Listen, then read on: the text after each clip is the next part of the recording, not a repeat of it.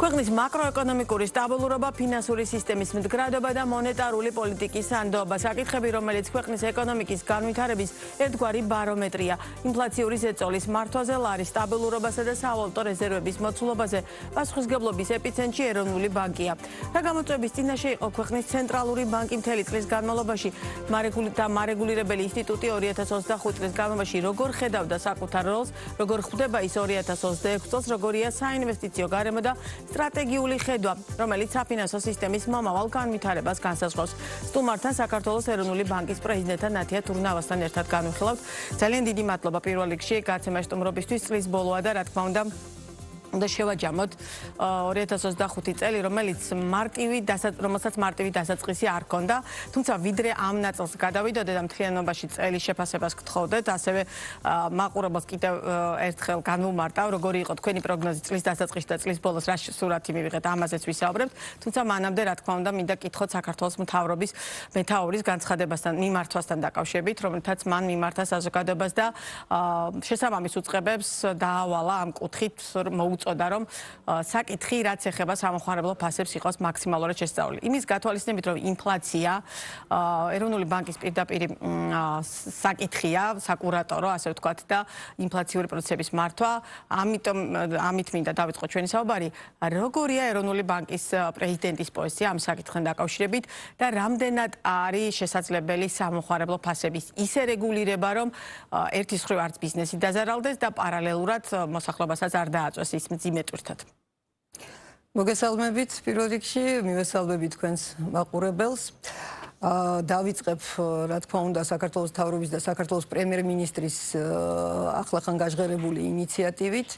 მინდა ვთქვა, რომ ძალიან მნიშვნელოვანი ინიციატივა, დარწმუნებული ვარ, რომ ეს ინიციატივა და ასეთი ტიპის მონიტორინგის და შესწავლის და ქმედების განხორციელება ძალსახად ხელს შეუწყობს ქვეყანაში დაბალინფლაციური გარემოს შემდგომ შენარჩუნებას და ფასების სტაბილურობის მეტად უზრუნველყოფას.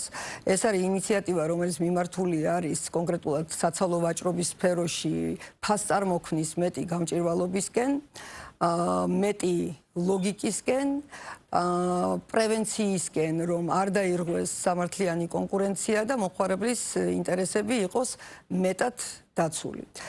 თქვენ სწორად ბრძანეთ, რომ ქვეყანაში ფასების სტაბილურობის ზოგადი შენარჩუნება ეს არის ეროვნული ბანკის საზრუნავი, ჩვენ ამისთვის გაგვაჩნია კონკრეტული ბერკეტი, ეს არის საპროცენტო განაკვეთი, მარტივად რო ვთქვა, ჩვენი მონეტარული პოლიტიკა საპროცენტო განაკვეთი და საპროცენტო განაკვეთის მართვით ჩვენ ვცდილობთ რომ მოვახდინოთ ზეგავლენა ინფლაციაზე და საშუალოვადიან პერიოდში ვიქონიოთ ინფლაცია მიზნობრივი მაჩვენებლის ირგვლივ. ქვეყანაში ამ თვალსაზრისით საკმაოდ კარგი ვითარება იყო ჩამოყალიბებული ბოლო 2 წლის განმავლობაში მიზნობრივზე სამჯერ დაბალი ინფლაცია იყო საშუალოდ 1.1%. წელს ინფლაციის მაჩვენებლებმა გადააჭარბეს გარკვეულწილად მიზნობრივს, მაგრამ ესეც ჩვენ მოლოდინი ჰქონდა ამისი, იმიტომ რომ წინა წლის დაბალ მაჩვენებელთან შედარებით უფრო მაღალი ჩანს ინფლაცია და ეხლა ასევე ვხედავთ ჩვენი პროგნოზის მიხედვით თანდათან იწყებს ნორმალიზაციას. ნოემბრის მაჩვენებელი უფრო დაბალი იყო, ველოდებით რომ ეს ნორმალიზაცია კვლავაც გაგრძელდება, მაგრამ როგორიც არ უნდა იყოს ეროვნული ბანკის მონეტარული პოლიტიკა, საპროცენტო განაკვეთთან დაკავშირებული პოლიტიკა ფრთხილი, მკაცრი და ამას ამბობს სავალუტო ფონდიც, რომ საკმაოდ ადეკვატური, მკაცრი, ფრთხილი პოლიტიკა გაქვთ, მარტოოდენ ამ ბერკეტით შეიძლება გაჭირდეს ფასების სტაბილურობის შენარჩუნება, თუ კი ჩვენი მცირე ზომის ეკონომიკის, მცირე ზომის ბაზრის სხვადასხვა სეგმენტში და მათ შორის ვაჭრობის სეგმენტში დაირღვევა კონკურენცია და არ იქნება სრული გამჭვირვალობა მიღწეული. აქედან გამომდინარე, ეს არის ურთიერთშემსები, ასე ვთქვათ, მიმართულებები და ჩვენ დარწმუნებულები ვართ, რომ ეს ახალი ინიციატივა მნიშვნელოვან წვლილს შეიტანს ინფლაციური მოლოდინების უკეთ მართვაში და დაბალინფლაციური გარემოს შენარჩუნებაში. აქვე ვიტყვი, რომ ეს არის სრულ შესაბამისობაში საუკეთესო პრაქტიკასთან იგივე ევროკავშირის არსებობს შესაბამისი დირექტივები, რომლებიც თავისუფალ ბაზრის პრინციპებში ჩარევას არ ნიშნავს? ეს არ ნიშნავს თავისუფალი ბაზრის პრინციპებში ჩარევას, იმიტომ რომ ზოგადად სხვადასხვა ბაზარზე ხდება ხოლმე მომხმარებელთა უფლებების დაცვა, მათ შორის არის შესაბამისი დირექტივები, რომელიც მიმართული არის უსამართლო სავაჭრო პრაქტიკების აღმოფხვრისკენ და ამისთვის არსებობს კონკურენციის კანონმდებლობა სხვადასხვა ქვეყანაში და მათ შორის საქართველოში, რომელიც საკმაოდ ახლოს არის ევროპულ ანალოგებთან და მთავრობის ვალდებულებაც არის, რომ იქ სადაც არსებობს ეჭვი და უშუალოდ სამართლიანი კონკურენციის დარღვევის, რაღაცა კარტელური გარიგებების, არალოგიკური ფასნამატების და იქ სადაც ასე ვთქვათ ეს ბაზრის, თავისუფალი ბაზრის პრინციპები ხელოვნურად ირღვევა ეჭვს ვამბობ მე, მან აუცილებელი არის ქმედება. აქედან გამომდინარე ეს პრინციპში ისევ და ისევ საუკეთესო საერთაშორისო პრაქტიკასთან შესაბამისობაში არის. ეგერთი გარდა ამისა აქ საუბარი არის მეტ გამჭირვალობაზე ისეთ მნიშვნელოვან სექტორში, როგორიც არის საცალო ვაჭრობა, ვიდრე საბოლოო ფასი ჩამოყალიბდება, რომლითაც მომხმარებელი იძენს პროდუქციას თუ რამდენად ლოგიკურია ეს ფასი, რამდენად სამართლიანია, რამდენად გამჭირვალე არის და საბოლოო ჯამში ეს კიდევ ერთი დაბიჯი არის გადადგმული იქითკენ, რომ ჩვენი ესეთი ჯანსაღი მაკროეკონომიკური გარემო და დაბალ ინფლაციური გარემო შენარჩუნდეს. კი ბატონო, თვითონ ინფლაციურ გარემოს რაც შეეხება, თქვენ აღნიშნეთ და ნოემბერში მართლა წამოსული იყო 4.8% იყო. თლიანობაში მოლოდინი როგორი უნდა ჰქონდეს, იმიტომ რომ ჩვენ შევეჩვიეთ და საწყისშიც აღნიშნეთ, რომ 2 წლის განმავლობაში იმდენად დაბალი ინფლაცია იყო, რომ ასეთ მიზნობრივზე თუნდაც მცირედით მეც, მაგრამ მაინც ცოტა ისე მოხამუშება პირდაპირ მნიშვნელობით. რა ფაქტორები განაპირობებს და მაგალითად გლობალურ ბაზრებზე არსებული ტენდენცია, როდესაც მონეტარული პოლიტიკის კომიტეტის გააწყობლებას აქვეყნებთ ხოლმე, იქ როგორც შიდა, ასევე გარე ფაქტორებს უსვამთ ხაზს და შესაბამისად გარე ფაქტორების ეს იმპორტირებული ინფლაციაზე ძალიან ბევრი საუბარია ხოლმე. შესაბამისად, საინტერესოა დაუშვათ გლობალური ფაქტორების გავლენა ამ ნაწილზე და ამ კუთხით საზოგადოების მოლოდინი როგორი უნდა იყოს 2026 წელს. გლობალური ფაქტორების გავლენა ძალიან მნიშვნელოვანია, იმიტომ რომ ჩვენ სამომხმარებლო კალათაში არის წარმოდგენილი საკმაოდ დიდი დოზით იმპორტული საქონელი, რომელიც უფრო მეტად ასე ვთქვათ იმპორტული არხებით მოგვეწოდება, მაგალითად თუ კი ახლა ჩვენ უყურებთ, რომ საერთაშორისო ბაზრებზე ხდება მზესუმზირის ზეთის გაძვირება, ცხადია ესეც გარკვეულწილად აისახება ჩვენს კალათაზე და ინფლაციაზე, რადგან მას აქვს დიდი წონა და ეს ახლა კონკრეტული მაგალითი მოვიყვანე, მაგრამ მთლიანობაში ჩვენი მოლოდინი არის საკმაოდ კეთილსაიმედო, ეს ჩვენ გაჟღერებული გვაქვს ჩვენი მუდმივი კომუნიკაციის გზით ბაზართან, ინდუსტრიასთან. ჩვენ მოლოდინი მქონდა კიდევაც, რომ წელს ინფლაცია გარკვეული პერიოდით გადააჭარბებს მიზნობრივ 3%-ს, პიკი ჩვენ ვფიქრობთ, რომ ოქტომბერში გადავიარეთ და სხვა თანაბარ პირობაში, ვიმეორებ სხვა თანაბარ პირობაში, ინფლაცია დაიწყებს დაღმასვლას. ნოემბრის მაჩვენებელი უფრო დაბალი იყო ვიდრე ოქტომბრის მაჩვენებელი, მოლოდინი გვაქვს, რომ დეკემბერშიც და შემდგომ თვეებშიც ეს დაღმასვლა ინფლაციის მაჩვენებელში და შენელება, ასე ვთქვათ, უნდა გაგრძელდეს და ვფიქრობთ, რომ მომავალი წლის მეორე ნახევარში კვლავ მაქსიმალურად დაუახლოვდეს 3%-იან ნიშნულს. 3% ეს არის ჩვენი ეგრეთ წოდებული მიზნობრივი ინფლაცია, ანუ ჩვენი ეკონომიკისთვის ნორმალური ინფლაცია რაც არის, რომელიც ერთის მხრივ არ დრგუნავს ეკონომიკურ ზრდას და მეორეს მხრივ ზედმეტად არ იწვევს სამხარებლო ფასების ზრდას. ჩვენ ვფიქრობთ, რომ 3%-ს ჩვენ მივახლოვდებით მომავალი წლის მეორე ნახევარში. ისევ ხას უსვამ, რომ ეს სხვა თანაბარ პირობაში, იმიტომ რომ როდესაც ესეთი არაპროგნოზირებადია გეოპოლიტიკური გარემო ჩვენს ირგვლივ და საგარეო ბაზრები ძალიან დიდი მერყეობით ხასიათდება, რა თქმა უნდა, ყოველთვის შეიძლება რაღაცა მოულოდნელობა მოხდეს და ესეთი ფაქტორები წარმოჩინდეს, რომელზეც წინასწარ შეუძლებელი იყო პროგნოზის გაკეთება. თუმცა ჩვენ გავაძლიერეთ ამ კუთხით კომუნიკაცია ბაზართან და ყველანაირი ფაქტორის და პროგნოზის შემთხვევაში თუ რა იქნება ეროვნული ბანკის ქმედება, ესეც გვაქვს გაცხადებული. ერთ-ერთი ესეთი არაპროგნოზირებადი რჩება ნავთობის და ნავთობპროდუქტების სფერო, რომელიც ასე ვთქვათ სანქციების საგანიც არის გლობალურად, სხვადასხვა ლოგისტიკური ჯაჭვის უსაფრთხოების საგანიც არის, აქაც ძალიან დიდი არის კითხვის ნიშნები და ბევრი არაპროგნოზირებადობა ახასიათებს ამ მიმართულებებს. ჯერჯერობით ჩვენ ხედავთ, რომ ნავთობის ფასები ქვევით მოდის, ჩვენ ვფიქრობთ, ეს პოზიტიური ფაქტორი იქნება, თუ რაიმე არ შეიცვალა ამ თვალსაზრისით. კიდევ ერთხელ რომ შევაჯამო, მოლოდინი არის, რომ ეტაპობრივად ინფლაციის მაჩვენებელი წელს იქნება საშუალო ინფლაცია 4%, ანუ 1%-ული პუნქტით მაღალი ვიდრე ჩვენი მიზნობრივი 3, მომავალი წლის მეორე ნახევარში მაქსიმალურად დაუახლოვდება 3%-ს. კი ბატონო. ეს არის ჩვენი ცენტრალური სცენარი. წლის დასაწყისში ვინმეს რომ ეთქვა, რომ მათ შორის შემცაც, რომ ლარის კურსი 2 და 70-ის ფარგლებში იმერყევებდა, შესაძლოა ეს ვიღაცისთვის ბევრია კვლავ, ვიღაცისთვის ცოტა, მაგრამ მთლიანობაში ამ ნიშნულში ამ ფარგლებში იქნებოდა პირდაპირ მნიშვნელობით ვიცახი, რომ არ დავუჯერებდი და ვეტყოდი, რომ არასწორი პროგნოზს აკეთებთ. და მაშინ ალბათ არავის არ ჯეროდა რომ ნათია თურნავას პროგნოზი რომ ლარი დასტაბილურდებოდა, გამართლდებოდა, იმიტომ რომ მაშინ ძალიან მყიფე პოლიტიკური პროცესები იყო ქვეყანაში და სწორედ ამ დროს დაემთხვა ბიზნეს პარტნიორში თქვენი სტუმრობა, შესაბამისად წლის ბოლო შეჯამების კუთხით დღეს ნამდვილად ლარი არის სტაბილური. ყოველ შემთხვევაში ბოლო თვეების განმავლობაში ყველანი ამას ერთად ხედავ.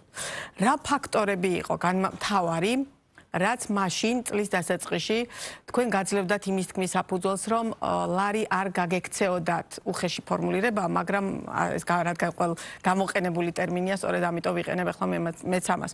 და რამ შეუწყო ხელი ლარის სტაბილურობას? ესე იგი, თავიდან მინდა ვთქვა, რომ ჩვენ უკვე მრავალი წლის განმავლობაში ვართ თავისუფლად ცურავი სავალუტო კურსის პოლიტიკის ერთგულები. რას ნიშნავს?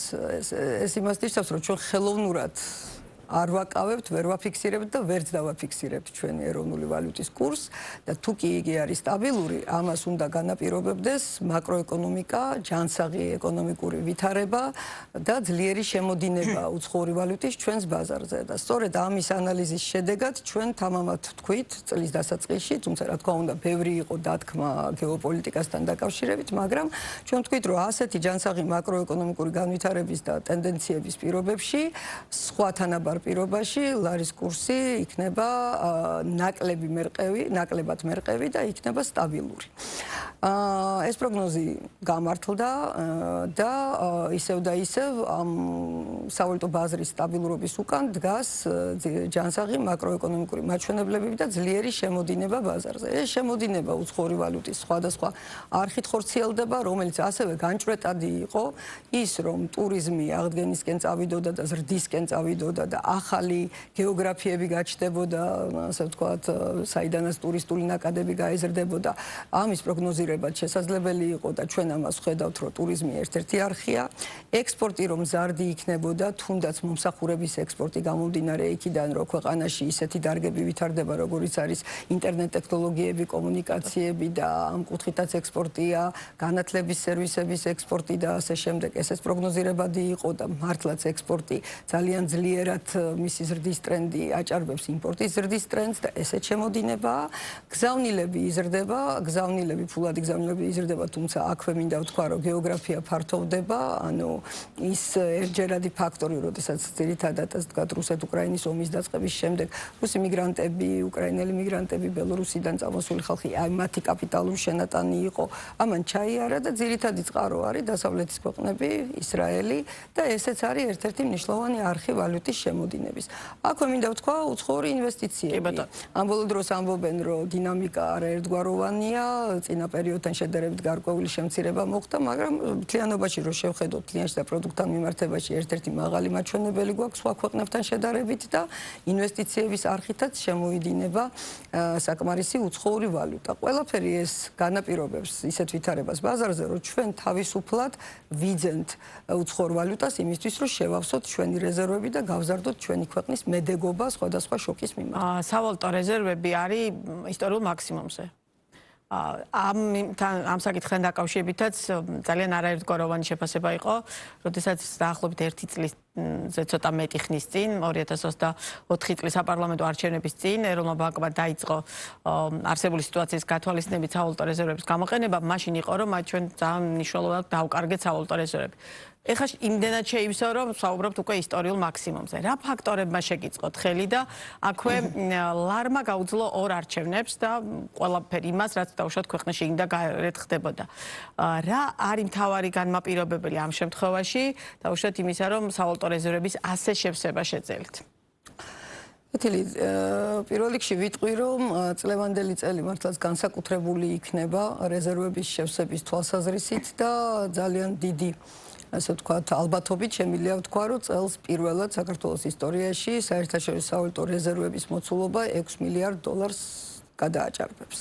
რა თქმა უნდა, ჯერ კიდევ არის დარჩენილი დრო წლის ბოლომდე, მაგრამ დღევანდელი გადასახედიდან ეს არის სრულიად ესეთი მაღალი ალბათობით შეგვიძლია ამის პროგნოზირება. წლის დასაწყისიდან ჩვენ, აი დღის მდგომარეობით უკვე 2 მილიარდ 300 მილიონზე მეტი გვაქვს შეძენილი. ეხლა მე ცოტა გადაუხვიე ჩვენ წესებს, იმიტომ რომ კონკრეტულ დღეებში ვაქვეყნებთ ამას, მაგრამ ვფიქრობ, რომ აქ თქვენ გადაცემაში შეგვიძლია ვთქვა, რომ მოლოდინი არის, რომ ისტორიულ 6 მილიარდს გადააჭარბებს რეზერვები წელს და შეძენა გვაქვს ჩვენ ასე ვთქვათ რეკორდული ბაზრიდან სწორედ იმ ფაქტორების გათვალისწინებით ექსპორტი, ტურიზმი, გზავნილები, ინვესტიციები, რაც მე უკვე წეგან ჩამოვთვალე. ის გადაწყვეტილება, რომ შარშან შემოდგომაზე ჩვენ გავყიდეთ რეზერვები, გავყიდეთ ვალუტა და მივაწოდეთ ბაზარს, დღეის გადმოსახედიდან იყო აბსოლუტურად გამართლებული. რატომ? იმიტომ რომ ეს არ იყო ჩემი ერთპიროვნული გადაწყვეტილება ცხადია, ქონდა ჩვენ კონსულტაციები ეკონომიკურ გუნდში, ქონდა კონსულტაციები ეროვნული ბანკის ძალიან პროფესიონალურ გუნდში და დავინახეთ ესეთი რამ, რომ შარშან მიუხედავად გარკვეული პოლიტიკური ტურბულენტობისა, გლობალური ფაქტორებისა, შიგნით ბაზარზე გაუარესებული მოლოდინებისა, სხვადასხვა პოლიტიკური ზეწოლისა, სხვადასხვა სპეკულაციებისა, ეკონომიკაში არაფერი მსგავსი არ ხდებოდა, ეკონომიკა იყო ჯანსაღი, ვითარდებოდა ჯანსაღად, მიმდინარე ანგარიშის დეფიციტი არ იზრდებოდა, პირიქით მცირდებოდა, ყველაფერი იყო წესრიგში. აქედან გამომდინარე არანაირი ობიექტური მიზეზი იმისა, რომ ლარი გაუფასურებულიყო, მხოლოდ პოლიტიკური ასე ვთქვათ შეძახილების გამო არ არსებობდა. ამიტომ ვიყავით დარწმუნებულები, რომ უნდა შეუწყოთ ბაზარს ხელი, რომ დასტაბილურდეს და ლარის მყისიერი გაუფასურება არ მოხდეს. ჩვენ ამის ნიშნები დავინახეთ, მაგრამ არ დავუშვით, გამომდინარე იქიდან, რომ საკმარისი რაოდენობის ვალუტა დროულად მივაწოდეთ, წინასწარ მივაწოდეთ ბაზარს და ამითი ესე იგი პრაქტიკულად გავანეიტრალეთ ის ნეგატიური მოლოდინები ლარის გაუფასურების და შემდეგ რომ მიწოდება ბაზარზე უცხოური ვალუტის კლავაც იქნებოდა ძლიერი და იმ კომპანიებმა, ვინც ასე ვთქვათ აყვა გარკვეულ პანიკურ განწყობებს და ზედმეტი დოლარი შეიძინა, უკან უნდა მიაწოდოს ეს დოლარი ბაზარს, ეს მოლოდინები გამართლდა და გადააჭარბა მოლოდინსაც, მინდა გითხრათ. ამიტომ მე ვფიქრობ, რომ სწორი გავაკეთეთ, ამითი ჩვენ ლარის მიმართ ნდობა განვამტკიცეთ და შემდეგ ასე ვთქვათ, ვხედავთ ჩვენ, როგორი ტურბულენტობაც არ უნდა ხდებოდეს, სავალუტო ბაზარზე ნარჩუნდება სტაბილური ვითარება და ლარის მიმართ ნდობა იზრდება, ეს აისახება მაღალი დედოლარიზაციის მაჩვენებლითაც. თუ შეხედავთ მაგალითად ლარში გამოხატულ დეპოზიტებს საბანკო სისტემაში, ანუ ეს არის დანაზოგები და ლარს როგორ ენდობა ადამიანი, ვისაც დანაზოგის გაკეთება. ანუ ლარში დანაზოგების გაკეთება დანაზოგები დღეს 52% მთელი დეპოზიტების არის ლარში გამოხატული, როდესაც პიკში, ასე ვთქვათ, აი, როდესაც გარკვეული სპეკულაციები იყო და ასე შემდეგ, პირიქით 56% იყო დოლარში გამოხატული და ეს მაჩვენებელი მცირდება.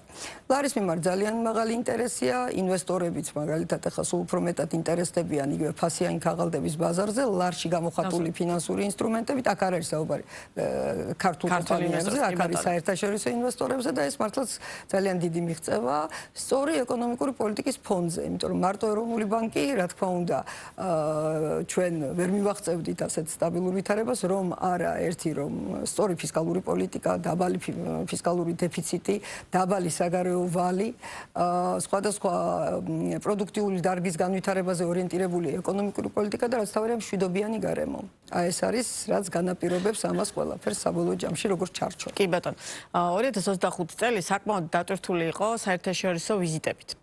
და აქედან არ შემილი არ გამოყო ამერიკის შეერთებულ შტატებში ვიზიტი, მათ შორის იგივე აზიის ქვეყნებში ვიზიტები, შუა აზიის ქვეყნებში ვიზიტები და საკმაოდ ისეთი ინტენსიური თანამშრომლობა თქვენს კოლეგებთან დაუშვათ საზღვარგარეთ.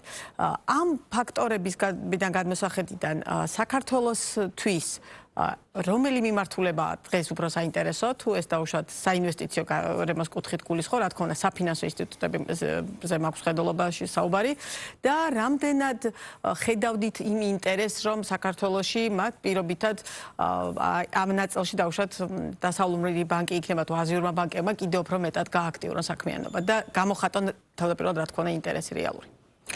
მართლაც ჩვენ გავაძლიერეთ ჩვენს კოლეგა ცენტრალურ ბანკებთან ურთიერთობა ამ ბოლო 2 წლის განმავლობაში განსაკუთრებით. ზოგადად, რასაც ხედავთ ჩვენ გლობალურ ბაზარზე, ეს არის ეგრეთ წოდებული ფრაგმენტაციის ტენდენცია, როდესაც ძველი ტრადიციული მიწოდების ჯაჭვები, კავშირები იშლება და ყალიბდება უფრო თავის, ასე ვთქვათ, ნაჭუჭი იკეტებიან სახელმწიფოები, რაც რა თქმა უნდა ჩვენთვის არ არის მისაღები, არ არის სწორი და ამას უპირისპირებთ ჩვენ რეგიონალიზაციას. მე გულისხმობ ამ შემთხვევაში არ მხოლოდ ეროვნულ ბანკს, არამედ მთლიანად საქართველოს სახელმწიფოს და მთავრობას. ამიტომ ძალიან მნიშვნელოვანია ჩვენი შუა დერეფნის შიგნით თანამშრომლობა, ეროვნული ბანკი და ფინანსური სექტორი ამ შემთხვევაში მიყვება რეალურ ეკონომიკას. იქ სადაც ძლიერდება ვაჭრობა, საჭიროა კარგი კავშირები ბანკებს შორის, რომ ეს ვაჭრობა იყოს სწრაფად განხორციელებული. იქ, სადაც არის პირდაპირ უცხოური ინვესტიციები, იქაც კარგი საბანკო კავშირები და საგადახდო სისტემის კავშირები არის საჭირო და ჩვენ ვხედავთ ზოგად ტენდენციას და მივყვებით ამ ტენდენციას, რომ საქართველოს თავისი ისტორიული როლი კიდევ უფრო მეტად გააძლიეროს. ეს როლი არის დამაკავშირებელი რგოლის პოზიცია აზიასა და ევროპას შორის. ანუ, როდესაც საუბრობთ შუა დერეფანზე და რეგიონზე, ფართო რეგიონს გულისხმობ. აქედან გამომდინარე, ჩვენთვის ეროვნული ბანკისთვის რჩება როგორც სტრატეგიული ტრადიციული პრიორიტეტი, ეს არის ევროპა და ამერიკის შეერთებული შტატების სტრუქტურებთანაც კარგი ურთიერთობა, გამომდინარე იქიდან, რომ დოლარი, ევრო კლავაც მნიშვნელოვან როლს ასრულებს ჩვენს ბაზარზე დედოლარიზაციის და მიუხედავად, მაგრამ ამავდროულად სულ უფრო მეტ მნიშვნელობას იძენს შიგნით რეგიონში თანამშრომლობა,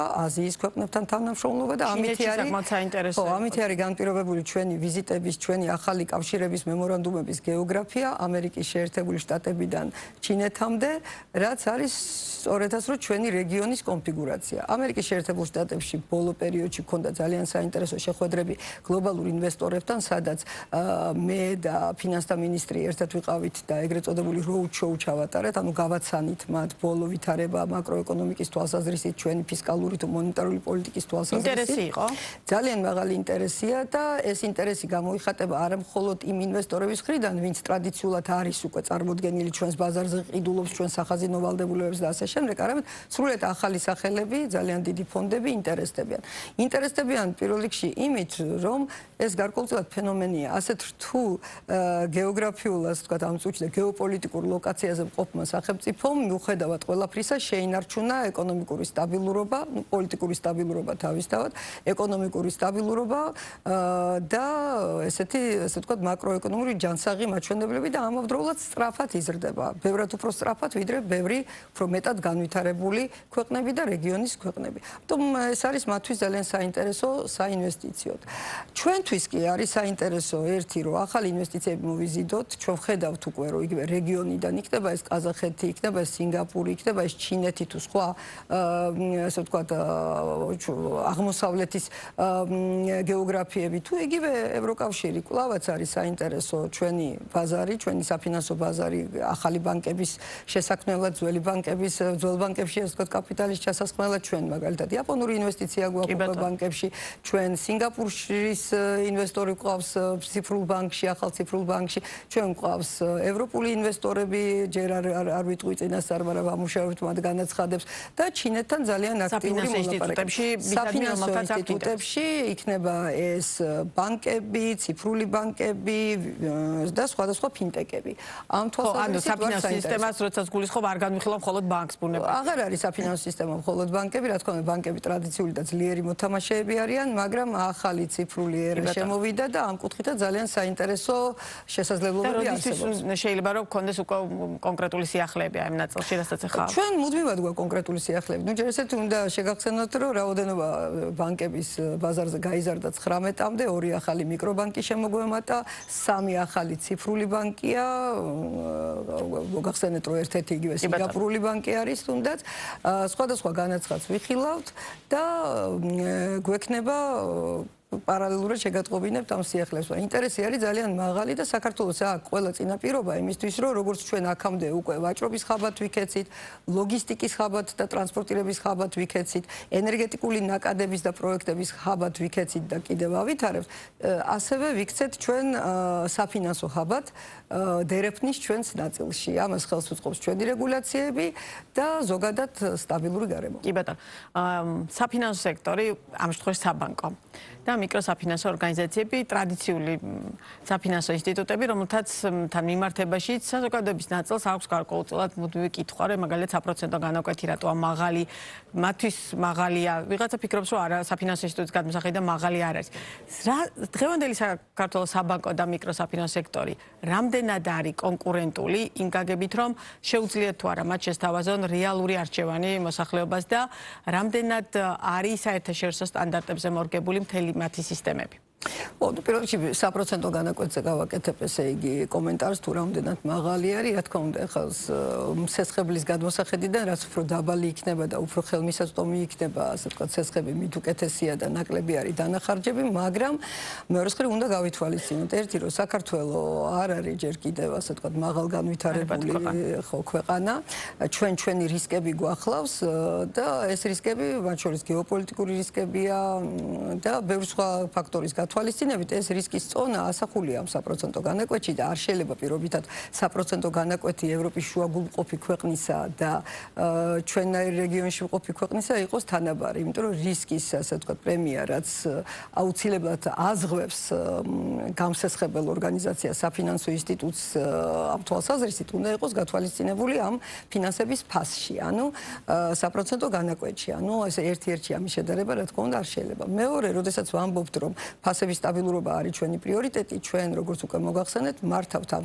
ფასების სტაბილურობას და ინფლაციას საპროცენტო განაკვეთით. თუ ზედმეტად არაადეკვატურად შევამცირებთ საპროცენტო განაკვეთს ლარის ცეცხლებზე, ამან შეიძლება ხელი შეუწყოს ინფლაციას და პირიქით თუ ხდება გამკაცრება პოლიტიკით, ამითი ინფლაციას ვაკავებთ. ამიტომ აქაც ჩვენ, რა თქმა უნდა, ვისწრაფვით იქითკენ, რომ ეტაპობრივად დავწიოთ, იყო 11% ინფლაციის ჩვენი საპროცენტო განაკვეთი, რეფინანსების განაკვეთი, კი ბატონო, და ეხლა არის 8% და კიდე შეგვიძლია შემდგომი ბიჯები განვახორციელოთ, თუ კი ინფლაცია გააგრძელებს ნორმალიზებას და ამას ასე ვთქვათ, წინასწარ ამის კომუნიკაცია ჩვენ გვაქვს. ეხლა რაც შეეხება კონკურენციას. კი, ჩვენი ბაზარი, საფინანსო ბაზარი, ბანკები, საბანკოა სფერო არის მაღალ კონცენტრირებული, იმიტომ რომ ორ წამყვან ბანკს პრაქტიკულად 90%-ზე მეტი საბანკო აქტივი უჭირავს ხელში. ეს არ მოიტანა ჩვენმა პოლიტიკამ, ეს არის ესეთი ისტორიული მოცემულობა მემკვიდრეობით.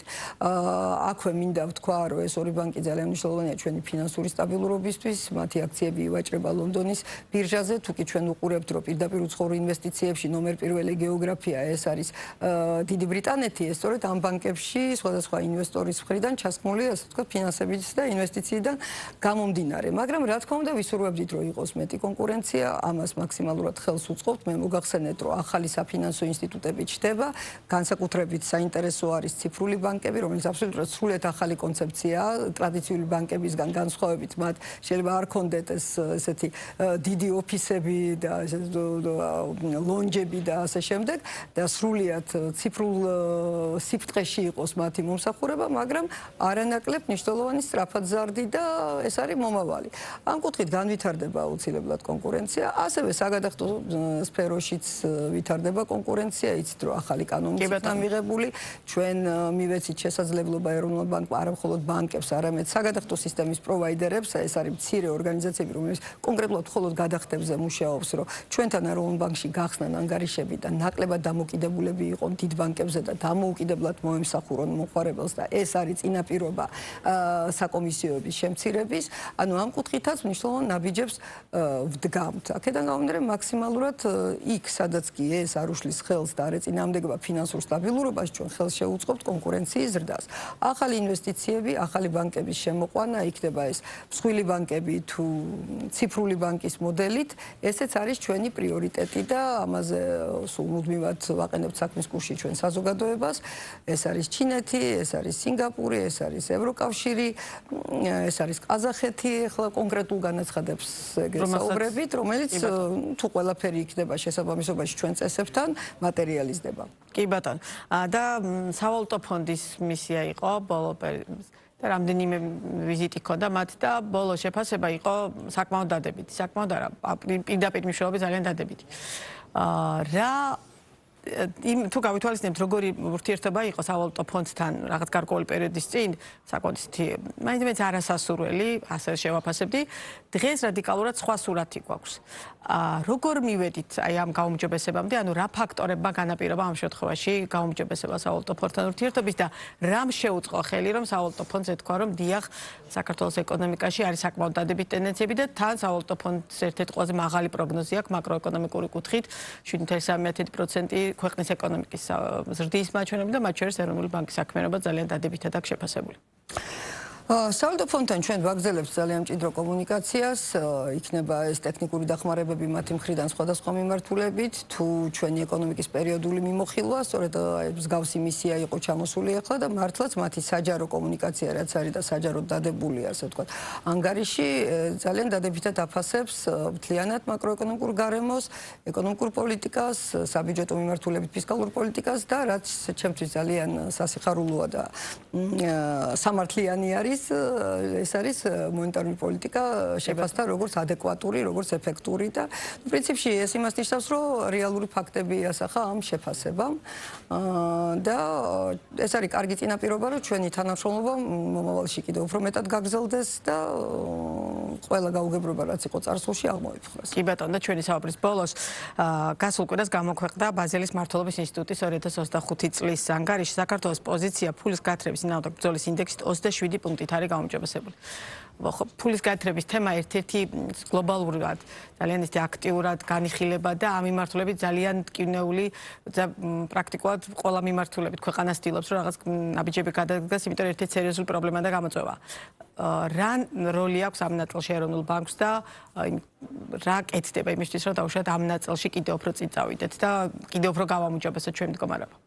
ფულის გათეთრებასთან ბრძოლა ეს არის კომპლექსური თემა. ეროვნული ბანკი არ არის ერთადერთი პასუხისმგებელი უწყება, ვინც ასე ვთქვათ ამას ებრძვის, მაგრამ ერთ-ერთი მნიშვნელოვანი მონაწილე არის ამ პროცესის და ჩვენ ძალიან მოხარულები ვართ და ამაყები ვართ, რომ ჩვენი ძალისხმევა ასე კარგად შეფასდა და დიახ ბაზელის მმართველობის ინსტიტუტმა გადახედა რეიტინგს და ჩვენი პოზიცია 27 პოზიციით გაუმჯობესდა. ეხლა უკვე საქართველოს ფულის გათეთრებასთან ბრძოლის ეფექტურობის კუთხით ტოპ 40 სახელმწიფოში არის შეყვანილი და მათ შორის ევროკავშირის წევრი და კანდიდატი ქვეყნების და ნატოს წევრი ქვეყნებს შორის ტოპ 20-ში მოვხვდით.